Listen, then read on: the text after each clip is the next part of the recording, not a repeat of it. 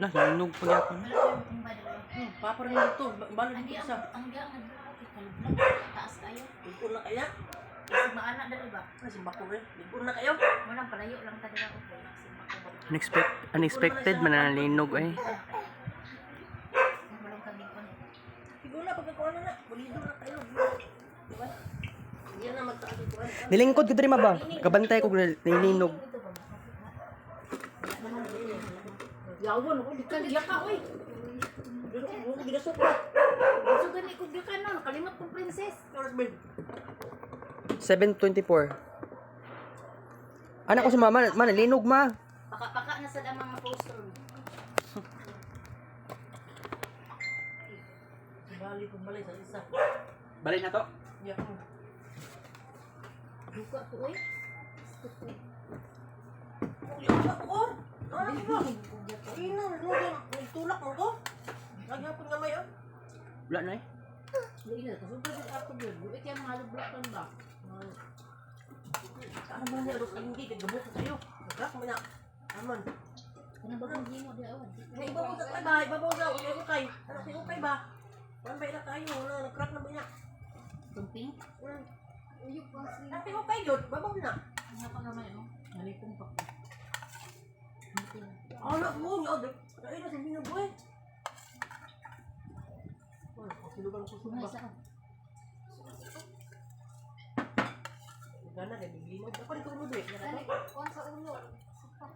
Kuha nga ko yung tigil. Dughan na dila sa. Hindi ko dito.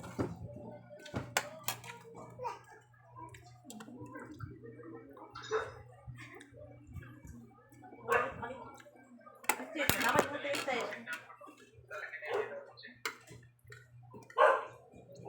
Masaya? Nalipong di ka no? Nalipong di ka no? Okay, wala. Ano gusto mo sabihin? Kuya man kayo na. Lingkod ko diri oh. Ano gusto mo sabihin? Pinakakusog lang. Ito gani. Ay, ano, buot eh. Ako, nalipong pa ko.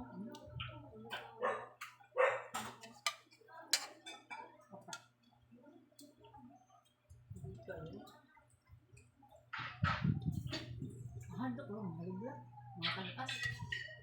Anaan ng uba lang ba? Ano ba? Kusog ito, nakin ng uba. Anong daw ba? Nanay ko niya. Nagalino ko pati kusuga. Parang it-fits dito ba? Kusog na yan. Kusog, sibin. Asa ka pagkabala ng ano? Asan ka nago mo? Nakagi bata. Kusog ko yung bata ko ngayon. Balik. Duluwa na ako. Ay, sama din ba na sis? Ay, ba na ah? Ha? Ang limukuan. Nagos.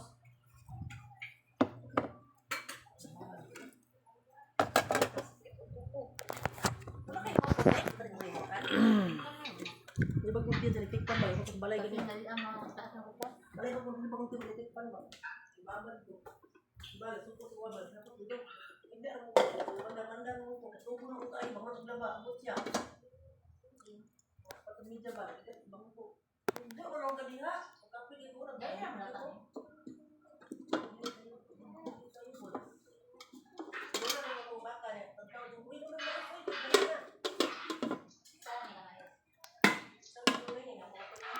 Ulit na ko eh. 19 kutsara kanon, 21 kutsara. Baka. Sinabawan. Tapos wala na yung toyo. Duka ko nang nililin ba? Grasya.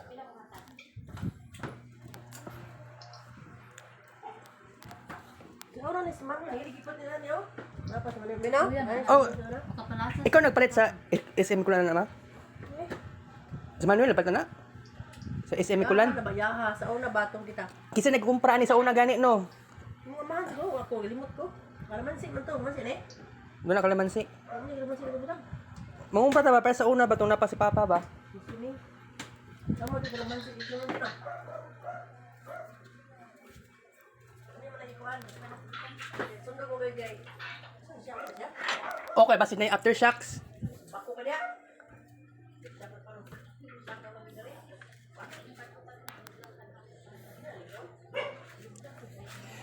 Unexpected, naglinog. During sa time ni kaon, nangaon niya. Actually, human naman kaon sa kubal.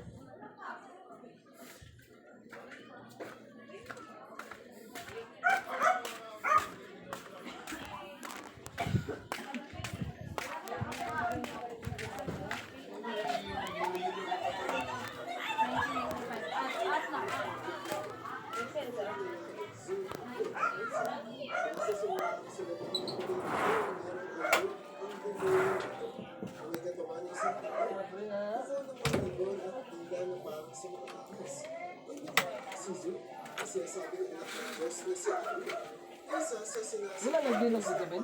Wala man. Wala. Kung saan ang tablet na ito ay naglalaman din daw ng paraan nila ng eksorsismo. Unsa klaseng linog kol? Ginamit nila ang blessing ng tatlong Diyos na si Manu Ay, grabe po kay kakol eh. at Shamash Ayaw anak kol! yung si Zeus sa tuwa ng isang tao. Lord, tama na Lord. Undangan ng linog. 70% off discount. Hilak si mama pero walay luha kol. Hilak si mama walay luha. Ano siya, Lord? Lord, tama na, ano siya? Ah, Ang mga Judara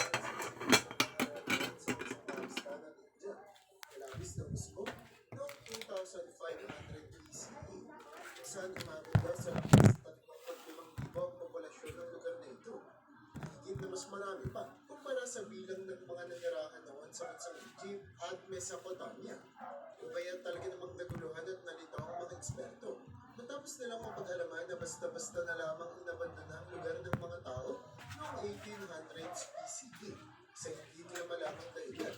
Ang dulot para tawagin nila itong Mohenjo-Daro noong nadiskubre nila ito taong 1920 na nangangahulugan ang Mound of the Dead sa lingwaheng Sindhi. Maraming mga teorya ang naiisip ng mga eksperto kung bakit basta-basta na lamang iniwan noon ng mga tao ang Mohenjo-Daro, kung saan ang isa na rito ay patungkol sa matinding pagbaha daw noon sa lugar. Habang may ilan namang nagsasabi na sinalakay noon ang lugar matapos may mangyari ditong digmaan. Pero sa kasalukuyan ay wala pa rin sa mga ito ang tuluyang napapatunayan. Number 6, sikretong silid ng Taj Mahal. Pumunta naman tayo sa kalapit na bansa ng Pakistan na bansang India, kung saan ang isa sa pinakasikat na istruktura sa lugar nito ay ang tinatawag na Taj Mahal na matatagpuan sa syudad ng Agra, kung saan pinatayo ito ng dating Mughal Emperor na si Shah Jahan bilang simbolo ng kanyang pagmamahal sa kanyang asawa na si Mumtaz Mahal. Pero hindi lamang daw ang panlabas na itsura ng Taj Mahal ang talagang gugulat sa mga tao. Tulad na paniwala ng mga eksperto, ay mayroong nakatagong silid sa loob ng strukturang ito na hindi pinagbibigay alam ng gobyerno sa publiko. Ang teorya ng mga eksperto ay nagsasabi na mayroong isang sinaunang Hindu temple sa ilalim ng Taj Mahal na ipinalagay daw ni Shah Jahan para magdasal sa Diyos ng Hinduism na si Shiva. Dulot na kumalat noong 600s na deboto ang dating emperador dito. Para mapatunayan ang teoryang ito ay nagsagawa ng operasyon at pag-iimbestiga ang mga eksperto noong 2015 sa Taj Mahal na mabilis din namang tinigil ng mga otoridad sa kanila ng natatakot silang masira ang nakamamanghang itsura ng nasabing struktura. Ang isa pang teorya ng mga eksperto patungkol sa sikretong tinatago ng Taj Mahal ay patungkol sa kumalat na kwento noon kung saan sinasabi na noong namatay daw si Mumtaz Mahal ay inilagay ng dating emperador ang lahat ng kanyang kayamanan sa puntod nito sa kailaliman ng Taj Mahal na nagsisilbing regalo at pasalamat niya dito. Hanggang ngayon ay hindi pa rin napapatunayan kung totoo nga ba ng kahit na sino. Number 5. Hukay na puno ng pugot-ulo. Ang susunod na bagay na pag-uusapan natin sa ating listahan ay nahukay sa probinsya ng Shaanxi sa kaligtaan ng bansang China, kung saan ang lugar na ito ay tinatawag na Shimao Ancient City. Nagsisilbing lokasyon kung saan ginawa noon ng mga sinaunang tao ang kanilang mga ritual lampas 3,600 taon na ang nakararaan noong panahon kung kailan patapos na ang Shang Dynasty. Makikita sa lugar na ito ang iba't ibang hukay kung saan ang isa ay natuklasan ng mga ekspertong naglalaman ng 80 pugot na ulo ng mga tao. Dahil sa kanilang investigasyon ay posibleng ginawa matapos isakripisyo ang mga ito ng kanilang hari noon bilang alay sa kanyang mga ninuno at sinasambang Diyos. Nakitaan din ang lugar na ito ng bukay na naglalaman ng humigit kumulang 300 pugod na ulo ng mga sinaunang tao. Na pinaniniwala ang ginawa naman bilang alay ng mga tao noong ginagawa ang syudad ng Chino, kung saan sa dami ng mga buhay na sinakripisyo nila sa kanilang mga isinagawang proyekto, ay talagang mga makikita na lamang natin kung gaano katindi ang paniniwala noon ng mga sinaunang tao sa kanilang tradisyon. Number 4, sinaunang kagubatan.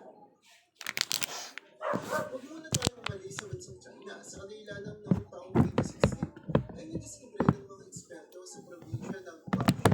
Sa bansang ito ang isang kagubatan. Sa kailaliman ng kalupaan na talaga namang umulat daw sa lahat ng tao sa buong mundo. Sa kanila lang ang kakaibang kagubatan na ito ay naglalaman ng mga halaman na nagmula pa noong unang panahon na ayon sa mga eksperto ay naging posible lamang daw dahil hindi ito napakailaman ng kahit na anong sibilisasyon sa loob ng 2,800 taon. Nagdudulot para malayang mamuhay at umusbong dito ang mga halaman na hindi posibleng makita sa kasalukuyan sa kahit na anong lugar sa ating planetang ginagalawan. Kabilang sa mga kakaibang halaman na nadiskubre sa lugar na ito, ang mga punong umaabot ang taas sa 40 metro, na hindi may tatanging labis na nabubukod tangi kumpara sa ibang puno sa ating mundo. Ang underground forest na ito ay makikita sa Fengshan County na pwede lamang mapuntahan sa pamamagitan ng mga drone, dulot na sadyang mapanganib na bisitahin ito ng mga tao na talagang mga labis na nagpalungkot sa mga eksperto. Sa kanila nang alam nila na may mga halaman na tumutubo dito na hindi pa natutuklasan at napag-aaralan ng kahit na sino. Number 3, bungo ng alien. Taong 2014 sa Gyeongju, na kapitolyo ng dating kaharian ng Silla sa bansang South Korea, ay may nadiskubre ang mga ekspertong tatlong kakaibang bungo na nagmula pa ng 1,500 years ago na talagang magbumulat sa lahat ng nakakita rito. Sa kanila ng makikita, ang itsura ng bungo na ito ay kakaiba. Lumot na hindi ito mas mahaba para sa iba. Cranial deformation ng paraan ng pagpapahaba ng ating bungo. Saan ginagawa? Dito ng matagal na compression sa ulo ng isang tao mula ng kanyang kabataan na sinasabing matagal nang ginagawa sa iba't ibang mga kultura sa ating planeta. Pero dahil ang haba ng mga bungo na nadiskubre sa lugar ay maabot sa 33 cm at lapad na 13 cm, nakakalaman na 25% lamang ang kayang gawin ng kahit na anong kultura sa haba ng kanilang bungo para sa mga bungong nadiskubre sa lugar na ito. Nagpapakita lamang kung gaano sa kanilang lamang para sa bungo ng ibang tao. Maaaring daw na maging patunay na kung sa mga tao ay nagmula sa mga alien na bumisita sa ating planeta ngayon ng mga pinagawin. Lalo pa't hindi matukoy ng mga eksperto ang pinag-uwi ng bungo na pinagmulan nito. Number 2, may Jishan Grottos. Init mo kaayo rin? Sa bansang China, saan makikita natin sa probinsya ng Gansu, ang tinatawag na May Jishan Grottos na mga Buddhist cave temple na inukit sa gilid ng isang burol lampas 1,500 taon na ang nakararaan na naganap sa pagitan ng dinastiyang Northern Wei at Su. Makikita naman sa lugar na ito ang eksaktong 174 na mga hand-carved na kuweba na naglalaman ng humigit kumulang 7,000 at 200 mga Buddhist statue na naging dahilan para kahit pa umabot na sa 10,000 square meters ang lapad ng lugar, ay makikitaan pa rin ang kahit anong sulok nito ng mga estatwa ni Buddha. Na kung titignan mo raw maigi ay makikita mong may kani-kanilang natatanging posisyon ng kamay at postura. Nasasabing nakabase raw sa sinuunang paraan ng pakikipag-usap na tinatawag na esoteric communication, kung saan ang posisyon daw ng mga estatwa ang siyang pag-aaralan ng mga munghi sa susunod na henerasyon para masunod pa rin nila ang mga utos at kultura ng kanilang sinusunod na relihiyon. Bago tayo magpatuloy sa unahan ng ating listahan ay gusto munang makita mo ang larawan na ito na nagpapakita ng isang misteryosong kahon na nadiskubre ng mga eksperto sa Swat Valley sa bansang Pakistan, kung saan natuklasan nila ang kahon na ito na nakalubog lamang sa isang lawa.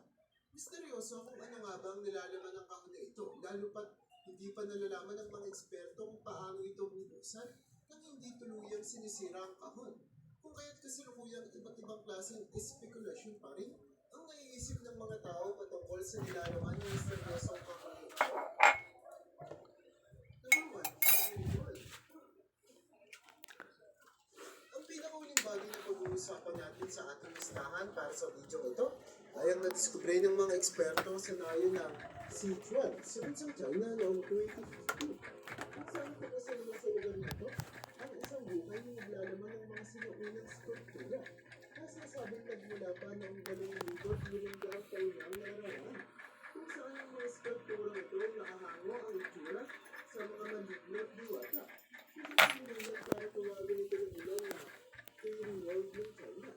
Umaabot ang haba ng mga figurang na-discover sa hukay mula 5 hanggang 16 na sa Naglinog man guys. talaga namang angkop daw sa tema ng mga Ngayon mo utag vlog. ay may itsurang tiyak Rated sa vlog The Earthquake.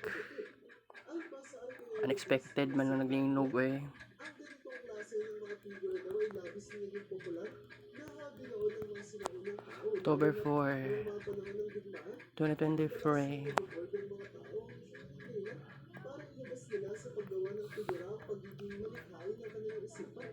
Kasi nagdulat para magawa ang mga skulpturang ito na nakahawang itsura sa mga malito. Talaga namang marami pang tinatago ang ating Okay guys, pag kids paint ta. mga dito ay matatagpuan natin sa ating kontinente ng Asia. Kaya para sa iyo, ayun sa mga sekreto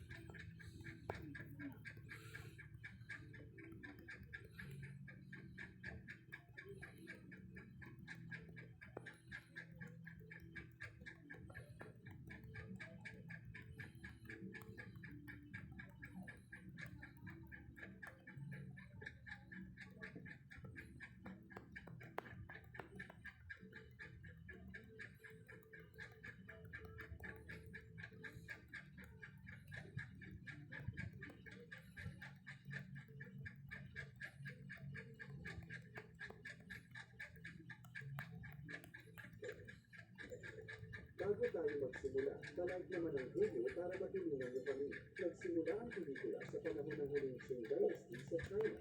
Isang araw, isang spoiled na binata na nagngangalang Wen ang namasyal sa palengke kasama ang kanyang mga alipores. Nadatnan nila ang isang tuligi na nagngangalang Kanso na nakahandusay sa lupa. Pinuntahan nila ito at inutusan ang kanyang mga alipores na salakayin ng tuligi ng walang dahilan. Ipinahiyak siya at tinawag siya sa iba't ibang pangalan. Inaagi nila ang kawawang lalaki, ngunit hindi man lang naisip ni Kanso na gumanti. Sa huli, humindi si Wen sa kanya na sinasabing ito ay nakakatanggal ng pagkauhaw. Pagkaalis nila, naiwan si Kanso sa kalye na wala sa sarili at katinuan. Si Kanso ay namumuhay ng masaya dati, hindi na ditong mga nakaraang buwan na nabubuhay siya sa paghihirap. Naputol ang eksena ilang buwan na ang nakakalipas. Sa parehong kalye, si Wen at ang kanyang mga alipores ay nagnakaw ng laruan ng isang maliit na batang babae para sa kanilang kasiyahan. Ngunit sa pagkakataon ito, pinigilan sila ni Kanso. Isa pala siyang dating martial art expert na naging tuligi kahit na hindi maliit ang pamumuhay ni Kanso, naging popular siya dahil sa mga kasanayan sa pakikipaglaban na madalas niyang ipinapakita. Dahil dito, tinawag siya sa titulong pinuno ng mga tuligi. Humingi si Kanso ng pera kay Wen, pagkatapos ay binugbog ang kanyang mga alipores. Sa kalaunan, nabigyan ng hustisya at nagbalik sa batang babae ang kanyang laruan. Lahat ay pinupuri si Kanso na ginagawa siyang sentro ng atraksyon. Pinagabihan, may kakaibang nangyari sa tahanan ng emperador. Nawala sa sarili ang isang gwardiya at nagsimulang umatake sa mga sundalo at matataas na opisyal. Ang kanyang mga mata ay naging puti at ang kanyang mga buko ay humahaba, halos parang isang nilalang ang nagmamayari sa kanya. Sinisipat ng mga sundalo na pigilan siya, ngunit halos hindi nila ito mahawakan. Ang konsehal ng lungsod na si Cooper Lillen ay nanonood ng insidente habang nagtatago at nagdarasal para sa kanyang buhay. Kasabay nito, ang emperador, kung hindi alam ang lahat, ay natutulog sa kanyang silid. Nakakaranas din siya ng bangungot ng isang taong may mahabang kuko na tumugot sa kanyang mga sundalo. Nagising ang emperador na puno ng pawis mula sa panaginip at agad na tinawag si Cooper sa kanyang silid. Sa ngayon, bumalik na sa normal na anyawang gwardiya ngunit hindi niya maalala ang kanyang mga ginawa. maraming tao sa lungsod. Sinisisi ng mga tao ang virus na kumakalat na nakakahawa at alam ito ng emperador. Upang malutas ang problema, kakailangan niyang magdasal sa langit sa loob ng maraming araw na hindi nakikipagkita sa sinuman mula sa labas. Doon ay hiningi kay Chuka na magsimula ng investigasyon at hanapin ang ugat ng problema habang wala siya. Naguguluhan si Chuka kung saan na dapat simulan ang investigasyon. Kaya naman, humingi siya ng tulong sa kanyang pamangkin na si Kanso. Ang asawa ni Kanso na si Chuka, ang babae na namumuno sa bahay, ang kanyang mga utos ay ganap na walang sinuman ang maaaring sumalungat. Nang hiningi niya sa kanyang asawa na tulungan si Chuka, hindi na nakatanggi si Kanso at pumayag. Kasabay nito, makikita natin ang isang konsehal na takot na nagdarasal sa kanyang bahay. Siya ay nagkaroon ng mga bangungot kamakailan at may nakakatakot na pakiramdam sa kanyang piso. Biglang may hindi nakikitang puwersa ang nagparamdam at tumatok sa kanyang bahay. Isinara ng lalaki ang bawat pinto at bintana sa bahay na may mga bakal na pangharang. Subalit ang konsehal ay nakataranta pa rin, iniisip na may nakapasok sa loob. Nabuhay ang kanyang takot nang may narinig siyang bumubulong sa kanyang likod na parang isang lalaking Grey Reaper na naghihintay na wakasan ang kanyang buhay. Biglang, ang konsehal ay napunta sa isang mundo ng panaginip kung saan ang lahat ng kanyang mga kasamahan ay pinatay at nakalagay sa mga poste. Sinubukan niyang tumakbo palalim, ngunit ang kanyang mga paa ay nahuli at nakulong. Sa huli, nagkawatak-watak ang katawan ng konsehal at namatay sa isang nakakakilabot na kamatayan. Kinabukasan, pinala ni Kansi si Chuka sa isang disco bar na puno ng mga babae upang ganahin si Chuka na mag-imbestiga. Sa totoo lang, sawang-sawa na siya sa kanyang asawa at gusto niyang magkipagsaya sa iba sa gabi niyon. Pinakita niya ang grupo ng magagandang babae at pinili sa kanila nang narinig niya ang boses ng asawa ni Kansi na si Chuka. Mabilis na lumabas si Kansi at nagtunwari na ngayon pa lamang siya nakapasok sa disco bar na ito. Alam ni Chuka na ito ay isang kasinungalingan lamang. Kaya naman, nang makauwi na sila, naglabas siya ng kamay. By the way, Kids Paint, last session. Pinaumaga, ipinaalam kay Kanso ang tungkol sa isa pang tao na sinasabihan na pinapatay ang mga gwardiya. Agad siyang lumapit sa kanila at muling pinahanga ang mga tao sa kanyang husay sa pakikipaglaban. Gayunpaman, sa gitna ng laban, ang kaaway ay nakakuha ng pagkakataon na mahuli at malapit ng matalo si Kanso. Sa sandaling iyon, dumating si Sophia, ang pinagmula ng Millennium Tenji. Madali nang natalo ang kalaban sa pamamagitan ng isang suntok na nakakakuha ng mga papuri ng lahat. Hinuri na si Kanso bilang master ng ginagalang, gayunpaman, hindi mapigilan ni Kanso na makaramdam ng kalulubo dahil sa kasikatan ni Sophia. Mamaya sa araw na iyon, nasa palengke si Kanso nang biglang huminto ang kalahati ng mga tao. Pinilit nilang atakihin ng mga tao na nagpapakita na sila ay sinasabihan din. Sa gitna ng kabuluhan, napansin ni Kanso ang Grey Reaper sa tuktok ng isang bubong. Sinundan niya ang lalaki at napunta sa isang malawak na lugar kung saan siya Alright, 2080, Total Number of Kids Paint Pictures. Para sa Part 2, Evening Edition Series. bumalik sa palengke. Nakikipaglaban din si Quentin sa mga sinasabihan at nang malapit na itong mapatay. Glinog manggod guys. Unexpected na Kids Paint ta. Siya ay pinupuri dahil sa Okay. ng maraming buhay. Waiting. Ang nawawala sa sarili ay nasa pagkabalisa na humihingi ng tulong. Upang matulungan sila, dinala ni Shachio ang kanilang mga walang malay na katawan sa kanyang tahanan at Kerkon ba ani unya no? sa pagtatapos ng ritual, bumalik sila sa pagkabuhay at lahat ay mas Aircon siguro niya. ibinunod din niya na sanay na siya Wala man si Pastor. alam siyang paraan para pigilan ang Grey Reaper. Si Kansi, sa kabila Unexpected naglinog guys. Well, nagkaon mi. Ako, si Mamaw, si Erwina. Mama naman kao si Jasmine o si Uncle Bal. Unexpected ka naglinog. tagal bago mabunyag ang kanyang pangunitsa, dahilan para mapahiya siya sa lahat. Sa ating gabi, pumunta si Shachio sa bahay ni Kansi para makipag-usap sa kanya tungkol sa isang mahalagang bagay. Ayon sa kanya, ang Grey Reaper ay isang junior na matagal nang natuto sa kanya ng magic. Siya ang pinakamahusay na naging mag-aaral sa paaralan kailanman ngunit nagbago ng bumagsak sa huling pagsisili. Tinatawanan siya ng lahat sa Okay guys, mag-Kids Paint tayo. kaya naman bumalik siya sa magic. Last session. Sa lahat ng tao. Natutuwa si Chuka na sa wakas ay may liwanag na sila sa kaso. Gayunpaman, kailangan nilang gumawa ng plano upang mahuli ang salarin. Nang naglaon, nakita ni Kanso ang kanyang asawa sa ilog. Nang hinihingan niya ito, nalilibing siya at nauwi sa hallucination. Nagising siya sa umaga at napagtanto niya na naglilig lang siya. Gayunpaman, ang panaginip ay napakalinaw na pinaghihinalaan niya na may nanghilang sa kanya. Kalaunan sa araw na yun, hindi na biniliwin ang mga tao gaya ng dati. Sa pagkakataon ito, sinusobra na siya na kinailangan pigilan ni Sergio. Tinitiruan niya ng leksyon ang mga katulad ni Wayne at dahil dito muli siyang nakakuha ng pagpapahalaga mula sa mga nakikinig. Kinagabihan, nagpipil ang mga Okay. tao ng isang dambana upang magdasal.